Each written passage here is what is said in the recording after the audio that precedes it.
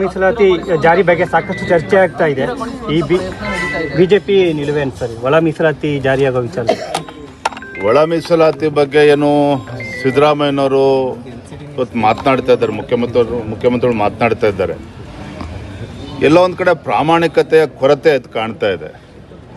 ನಿಜವಾಗ್ಲೂ ಕೂಡ ಮುಖ್ಯಮಂತ್ರಿಗಳ ಮನಸ್ಸಿನಲ್ಲಿ ಈ ಜಾತಿ ಗಣತಿ ವಿಚಾರದಲ್ಲಿ ಏನು ಮಾತನಾಡ್ತಾ ಇದ್ದಾರೆ ಅವರು ಪ್ರಾಮಾಣಿಕತೆ ಇದ್ದಿದ್ದೇ ಆಗಿದ್ರೆ ಹಿಂದಿನ ಅವರ ಅವಧಿಯಲ್ಲಿ ಏನು ವರದಿನೂ ಕೂಡ ಅವ್ರ ಕೈ ಸೇರಿತ್ತು, ಅವತ್ತೇ ಅದನ್ನು ಅನುಷ್ಠಾನ ಮಾಡ್ಬೋದಿತ್ತು.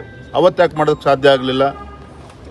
ಈಗ ಮುಖ್ಯಮಂತ್ರಿಗಳು ಕುರ್ಚಿ ಅಲ್ಲಾಡ್ತಿದೆ ಅಂತೇಳಿ ತತ್ಕ್ಷಣ ಅವ್ರಿಗೆ ಜ್ಞಾನೋದಯ ಆಗಿದೆ, ನೆನಪಾಗಿದೆ, ಕ್ಯಾಬಿನೆಟ್ಗೆ ತಂದು ಅದನ್ನು ಅನುಷ್ಠಾನ ಮಾಡ್ತೀವಿ ಅನ್ನೋ ಹೇಳಿಕೆಯನ್ನು ಕೂಡ ನೀಡಿದ್ದಾರೆ. ಇವತ್ತು ಡಿ ಕೆ ಶಿವಕುಮಾರ್ ಅವರು ಏನು ಹೇಳಿದ್ದಾರೆ, ಒಕ್ಕಲಿಗರ ಸಂಘದ ಅಧ್ಯಕ್ಷರು ಬಾಲಕೃಷ್ಣ ಅವರು ಏನು ಹೇಳಿದ್ದಾರೆ, ಶಾಮನೂರು ಶಿವಶಂಕರಪ್ಪನವ್ರು ಏನು ಹೇಳಿದ್ದಾರೆ, ವೀರಶೈವ ಮಹಾಸಭಾದ ಅಧ್ಯಕ್ಷರು ಎಲ್ಲವನ್ನೂ ಕೂಡ ತಾವು ಗಮನಿಸಬೇಕು. ರಾಜಕೀಯ ಬೇರೆ, ಆದರೆ ರಾಜಕೀಯ ಹೊರತಾಗಿ ಇವತ್ತು ಮುಖ್ಯಮಂತ್ರಿಗಳು ನಡ್ಕೊಳ್ಬೇಕಾಗ್ತದೆ. ಇವತ್ತು ರಾಜ್ಯದ ಮುಖ್ಯಮಂತ್ರಿಗಳು ಅಂತೇಳಿ ರಾಜ್ಯದ ಎಲ್ಲ ಸಮುದಾಯ ಎಲ್ಲ ವರ್ಗಕ್ಕೆ ನ್ಯಾಯವನ್ನು ಕೊಡಬೇಕು. ಇವತ್ತು ಹಿಂದುಳಿದ ವರ್ಗಗಳಿಗೆ, ಶೋಷಿತ ಸಮುದಾಯಗಳಿಗೆ ನ್ಯಾಯ ಕೊಡಬೇಕು ಅನ್ನೋದ್ರಲ್ಲಿ ಎರಡು ಮಾತಿಲ್ಲ. ಆದರೆ ಅದರಿಂದ ಮತ್ತೊಬ್ಬರು ಕೂಡ ಅನ್ಯಾಯ ಆಗಬಾರ್ದು, ನ್ಯಾಯಯುತವಾಗಿ ನಡ್ಕೋಬೇಕಾಗ್ತದೆ. ಆದರೆ ಎಲ್ಲೋ ಒಂದು ಕಡೆ ಈ ಒಂದು ಜಾತಿ ಜನಗಣತಿ ಏನಿದೆ ಇದು ಅವೈಜ್ಞಾನಿಕವಾಗಿದೆ ಅನ್ನೋದು ಎಲ್ಲರದ್ದು ಕೂಡ ಅಭಿಪ್ರಾಯ.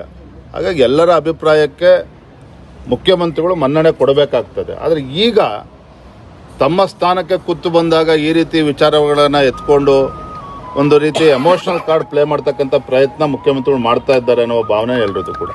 ಬರೀ ಹಿಂದುಳಿದವರ ಜಾತಿ ಸಮೀಕ್ಷೆ ಅಲ್ಲ, ಇದು 7 ಕೋಟಿ ಕನ್ನಡಿಗರ ಸಮೀಕ್ಷೆ.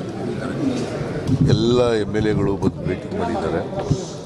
ಭೇಟಿ ಮಾಡಿ ನಾನು ಅವ್ರಿಗೆ ಹೇಳಿದ್ದೀನಿ, ಕ್ಯಾಬಿನೆಟ್ ಮುಂದೆ ಇಡ್ತೀವಪ್ಪ, ಸ್ವೀಕಾರ ಮಾಡಿದ್ದೀವಿ.